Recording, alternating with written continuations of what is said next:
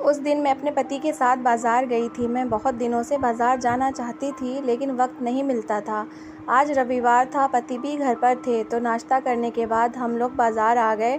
अभी मैं कुछ चीज़ें देख रही थी कि किसी ने मुझे पीछे से आवाज़ लगाई। मैंने पीछे मुड़कर देखा तो अचानक एक साधु बाबा मेरे पास आ गए। इससे पहले वो मुझसे भिक्षा मांगते और आशीर्वाद देना शुरू करते, उससे पहले मैंने उन्हें भिक्षा में 200 का नोट दान में दे दिया।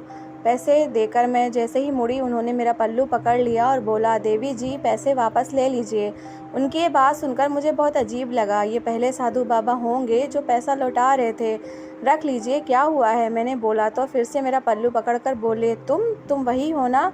ये सुनकर मैं दंग रह गई। तभी वो मेरे पाँव पकड़कर बोले, देवी जी, मुझे पैसे नहीं चाहिए, बल्कि मेरे चेहरे पर थप्पड़ मारे। ये कहकर वो खुद को दोनों हाथों से थप्पड़ मारने लगे। ये देखकर मैं डरकर तुरंत पति का हाथ खींचकर बोली, श्याम, चलिए घर चलते हैं। उन्होंने कहा, अरे रुको, अभी शॉपिंग करके ही जाओ। लेकिन मैं तैयार नहीं हुई। मैं बहुत डरी हुई थी। मैं वहाँ नहीं रुक सकती थी और ना ही अब मैं शांति से शॉपिंग कर सकती थी। इसलिए मैं उन्हें लेकर कार में बैठ गई और बिना शॉपिंग किए घर वापस लौट आई। अगले दिन मैं उसी पागल साधु बाबा के बारे में सोच रही थी। कभी नौकरानी ने आकर मुझसे कहा कि मैम साहब, बाहर कोई आया है और वो आपसे मिलना चाहता है। मुझसे? कौन है? चलो मैं देखती हूँ। मैं दुपट्टा ओढ़कर जैसे ही बाहर गई तो ये देखकर दंग रह गई कि वही साधु बाबा दरवाजे पर खड़ा था। मैंने उसी वक्त गेट बंद कर दिया और मैं तुरंत अंदर भाग आई। मुझे बहुत घबराहट हो रही थी। मैं ये सोचकर चिंतित थी कि मैं घर पर अकेली थी। मैंने अंदर आकर सुकून की सांस ली और सोचने लगी कि ये साधु बाबा मेरे घर तक कैसे पहुंच गया और ये मेरा पीछा क्यों कर रहा है। बहुत सोचा, लेकिन मैं किसी नतीजे पर नहीं पहुंची। शाम को जब श्याम घर पर आए तो मैंने उनको इस साधु बाबा के बारे में कुछ नहीं कहा, क्योंकि वो थके हुए थे और बिना वजह परेशान हो जाते। लेकिन अब वो रोज़ मेरे घर के बाहर चक्कर लगाता और कभी कभी दरवाज़ा खटखटाता और कहता, बाबा की बात सुन लो। लेकिन मैं गेट नहीं खोलती थी। उसकी बात सुनना तो दूर की बात थी। मैं डर के मारे साए में जी रही थी। मेरी रातों की नींद उड़ गई थी। डर के मारे अचानक से आँख खुल जाती और दोबारा सोने की कोशिश में रात गुजर जाती। नींद पूरी न होने की वजह से मेरी तबीयत ख़राब रहने लगी थी। इस तरह कई दिन बीत गए। मैं सोचती रहती कि आखिर में साधु बाबा मुझसे क्या बात करना चाहता है। मैं तो इसको जानती तक नहीं। उस दिन मैंने इसे पहली बार बाज़ार में ही तो देखा था। एक दिन मैंने तंग आकर अपने पति को बता दिया, श्याम, आपको वो साधु बाबा याद है ना। कौन से साधु बाबा? श्याम ने चाय पीते हुए कहा। वही जो उस दिन बाज़ार में मिला था, अजीब पागल सा। मैंने बताया। अच्छा, वो पागल जिसके डर के हमारे तुमने शॉपिंग ही नहीं की और वापस घर आ गई थी। उन्होंने याद करके हंसते हुए कहा, तुम्हें अब भी उसका डर लग रहा है। इस घटना को तो काफ़ी समय हो गया। तब मैंने उन्हें बताया कि साधु बाबा हर दिन हमारे घर के चक्कर लगाता है और बार बार यही कहता है कि वो मुझसे कोई बात करना चाहता है। अच्छा, उन्होंने हैरानी से बोला, अजीब बात है भाई, उस साधु बाबा को भला तुमसे क्या बात करनी है।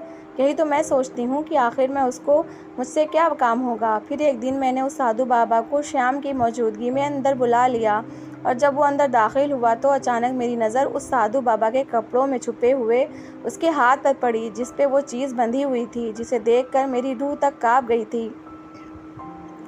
तो कहानी शुरू होती है मेरे कॉलेज के दिनों से। मैं एक बहुत ही सीधी सादी और साधारण सी लड़की थी। मुझे अच्छे बुरे की कोई पहचान नहीं थी। दुनिया में क्या हो रहा था उसमें मुझे कोई दिलचस्पी नहीं थी। मैं अपनी मौज में रहती थी। कॉलेज से सीधे आती थी और घर से सीधे कॉलेज घर आके खाना खाकर सो जाती। तो रात का खाना बनाने के वक्त माँ का हाथ बटाती। हम दो ही बहनें थीं और मैं छोटी थी। बड़ी बहन की सगाई हो चुकी थी। 5-6 महीने में शादी भी होने वाली थी। मैं इतनी अच्छी स्टूडेंट नहीं थी, लेकिन मेरे माता पिता को मुझे पढ़ाना ही था, इसलिए मेहनत करके पास हो जाती थी। इसी तरह मेरे दिन बीत रहे थे कि एक दिन मैंने अपने दोस्तों के साथ कॉलेज से वापस आ रही थी तो एक लड़का खड़ा होकर मुझे घूर रहा था। मैंने भी उसे देखा और उसे नज़रअंदाज करके वहाँ से निकल गई। अगले दिन वही लड़का फिर से रास्ते में खड़ा नज़र आया। मैंने देखा वो देखने में ठीक ठाक था, मेरी तरफ देखकर मुस्कुरा रहा था। फिर वो लड़का रोज़ वही खड़ा दिखता। मुझे भी उसकी आदत हो गई थी। कहता तो कुछ नहीं था, क्योंकि मेरी सहेलियां भी मेरे साथ होती थीं। एक दिन मैं बुखार आने की वजह से जल्दी घर के लिए निकल गई। घर ज़्यादा दूर नहीं था, इसलिए मैं पैदल ही आना जाना करती थी। वो लड़का कॉलेज से थोड़ी दूर खड़ा मुझे नज़र आया। मैं आगे बढ़ती गई। उसने मुझे अकेले आते देखकर रोका और बोला, सुनो। मैं रुक गई। मेरा दिल ज़ोर ज़ोर से धड़कने लगा। मैंने हिम्मत करके कहा, क्या है और कौन हो तुम? और रोज़ मेरे रास्ते में क्यों खड़े होते हो? वो मुस्कुराया और बोला, तुम्हारे लिए। मैं डर गई। वो मेरी आंखों में आंखें डालकर कहने लगा, आई लव यू, मैं तुमसे प्यार करता हूँ रुचि। मैं हैरान हो गई, वो तो मेरा नाम भी जानता था। मेरे हाथ पाँव काँप रहे थे। मैंने पूछा, तुम मेरा नाम कैसे जानते हो? उसने कहा, नाम जानना कौन सा मुश्किल काम है, मैं तो तुम्हारे घर का पता भी जानता हूँ। ये सुनकर मेरे तो होश उड़ गए। मैंने डरते हुए पूछा, तुम क्या चाहते हो? वो बोला, मैं सिर्फ तुम्हें चाहता हूँ। जब से तुम्हें देखा है मेरी नींद उड़ गई है, मेरा चैन खो गया है और मैं चाहता हूँ कि मेरे प्यार का जवाब तुम भी प्यार से दो। ये सुनकर मैं रुकी नहीं, कहीं कोई देख ना ले। मैं चलने लगी। वो पुकारता ही रह गया, लेकिन मैं भागती हुई घर आ गई। घर पहुँचने के बाद मैंने दवाई ली और सो गई। रात को मुझे थोड़ा बेहतर महसूस हुआ तो मैं उसी लड़के के बारे में सोचने लगी।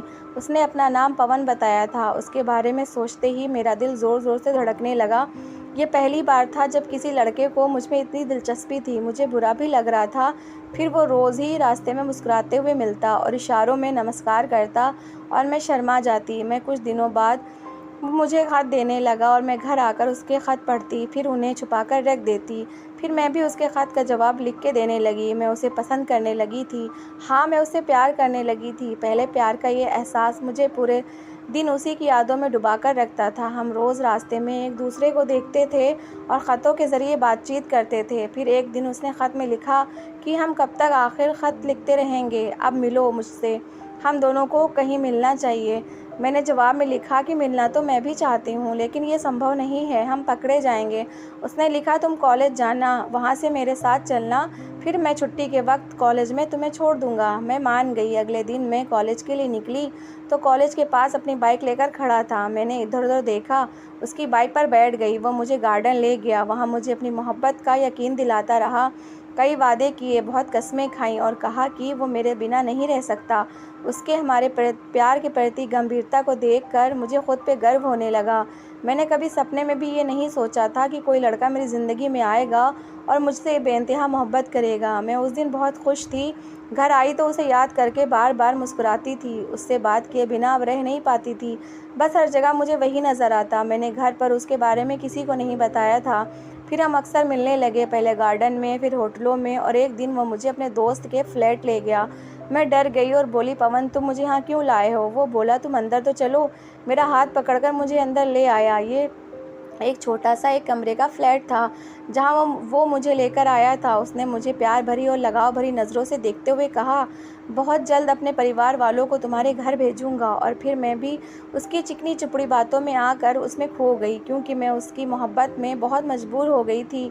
मेरे पास उसकी बात मानने के अलावा कोई चारा नहीं था। घर आकर मैं बहुत रोई और पछताई कि ये मैंने क्या कर दिया। मैं किसी से इस हद तक प्यार कैसे कर सकती हूँ? लेकिन अगले दिन पवन मुझसे अपनी मोहब्बत का यकीन दिलाकर सब कुछ भुला दिया। कुछ दिनों से मेरी तबीयत ठीक नहीं थी।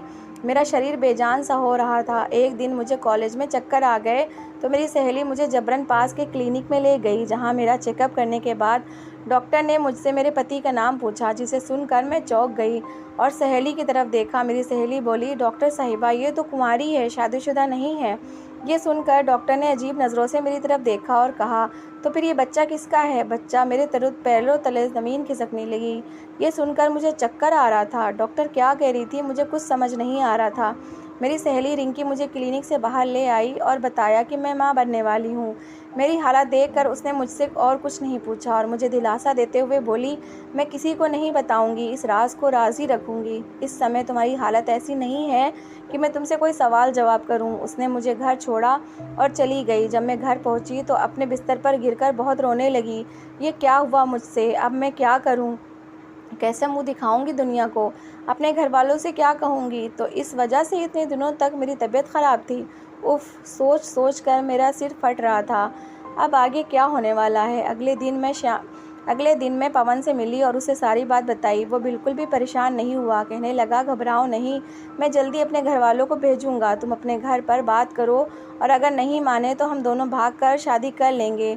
वो फिर मुझे सपना दिखाने लगा। उस दिन मैंने रिंकी को कॉलेज में सब कुछ बता दिया कि मैं किसी से मोहब्बत करती हूँ और हम छुप छुप कर मिलने लगे थे।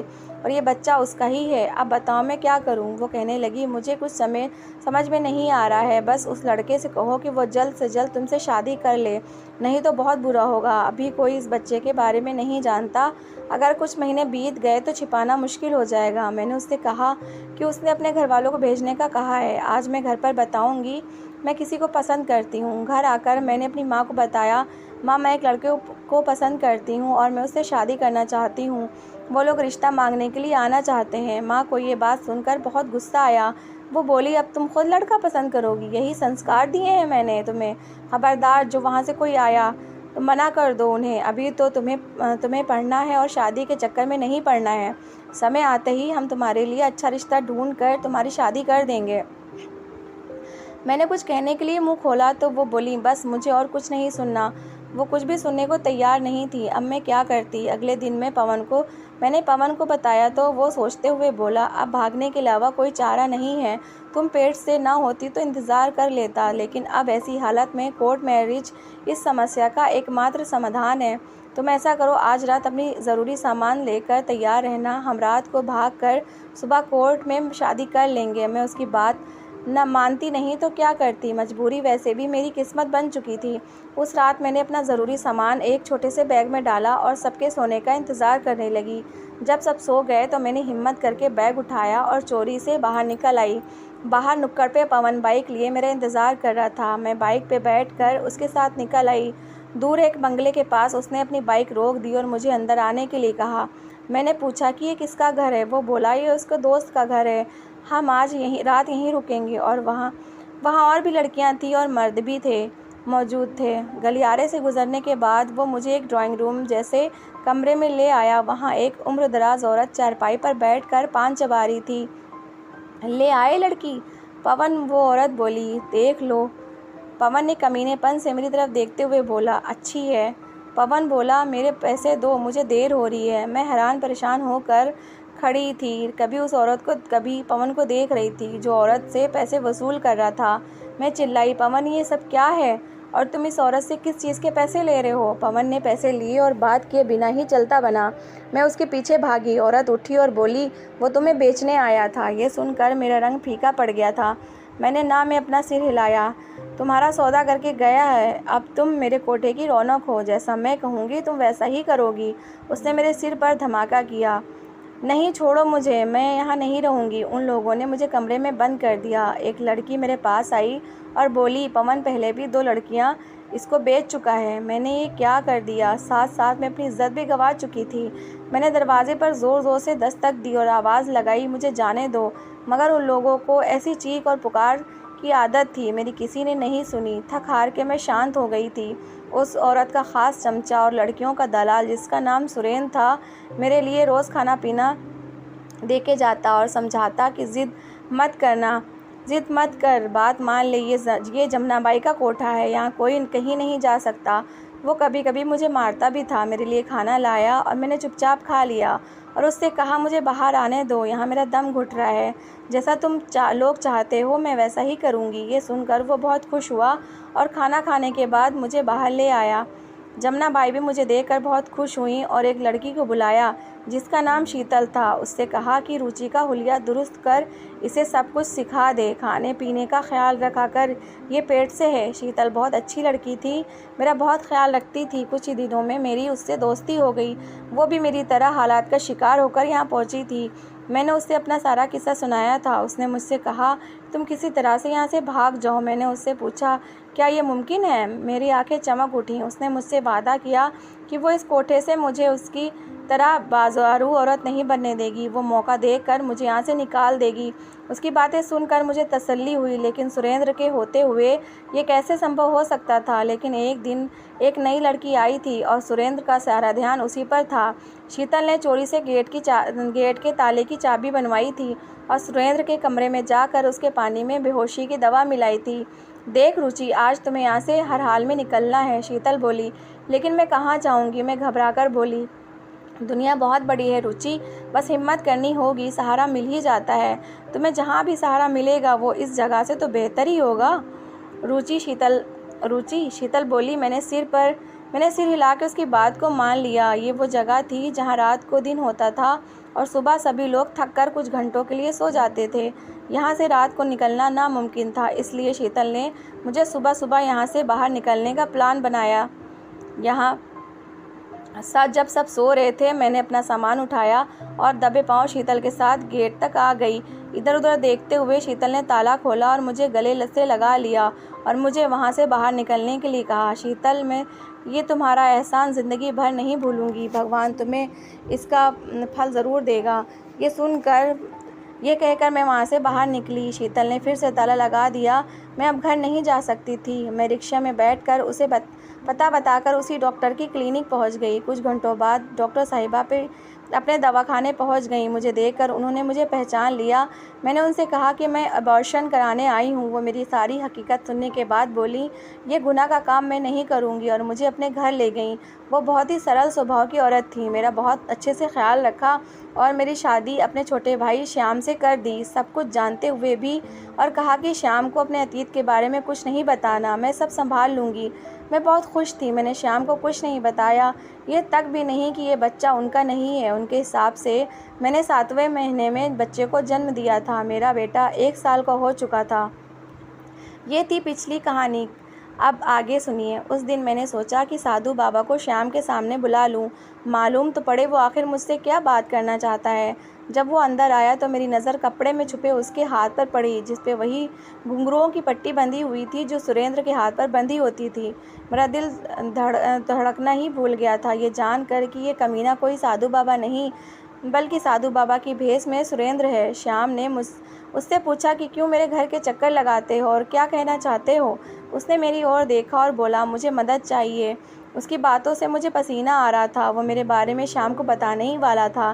कैसी मदद? श्याम ने पूछा, और इधर से मैं अपने माथे पर आता पसीना पोंछते जा रही थी। वो बोला, मैं बहुत गरीब हूँ सरकार, मुझे किसी काम पे रख लो। श्याम ने कुछ पैसे देकर उसे चलता किया, ये कहकर कि काम होगा तो रख लूँगा। अगले दिन शाम के काम पे जानते ही मैंने उसे गेट खोलकर पूछा, क्या चाहते हो? उसने कहा, वो कोठा छोड़ चुका है, उसे पैसे चाहिए।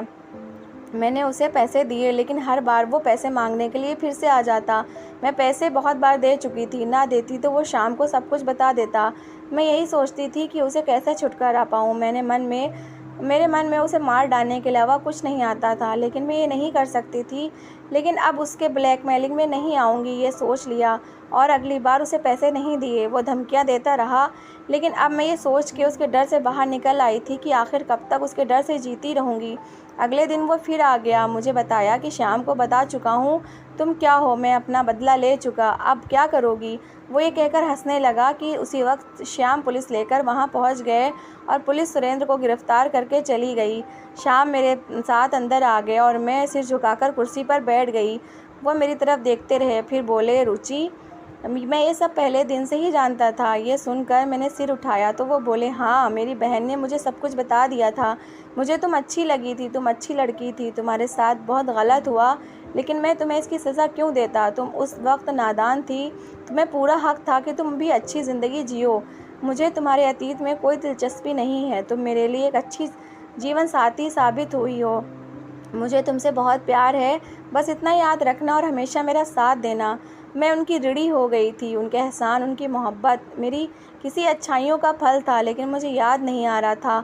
उनका जितना शुक्रिया अदा करती उतना कम था। मैंने सुकून भरी सांस लेकर श्याम की तरफ देखा, सोचा, दुनिया में आज भी ऐसे अच्छे और महान लोग मौजूद हैं जैसे ये भाई बहन, लेकिन ऐसे महान लोग हर किसी को नहीं मिलते। लेकिन मैं भाग्यशाली हूँ कि ज़माने की ठोकरें खाने से बच गई। लेकिन मेरी उन तमाम लड़कियों से गुजारिश है कि जवानी में कोई ऐसी गलती ना करें जो आपके माता पिता का सिर शर्म से झुका दे और आप भी सारी ज़िंदगी बदनाम होकर रह जाएं। तो दोस्तों, कैसी लगी आपको मेरी कहानी? अगर कहानी अच्छी लगी है तो प्लीज़ लाइक करिएगा और कमेंट बॉक्स में ज़रूर बताइएगा कि कहानी कैसी लगी, और आगे अच्छी कहानी सुनने के लिए मेरे चैनल को सब्सक्राइब करिएगा। Thanks for watching.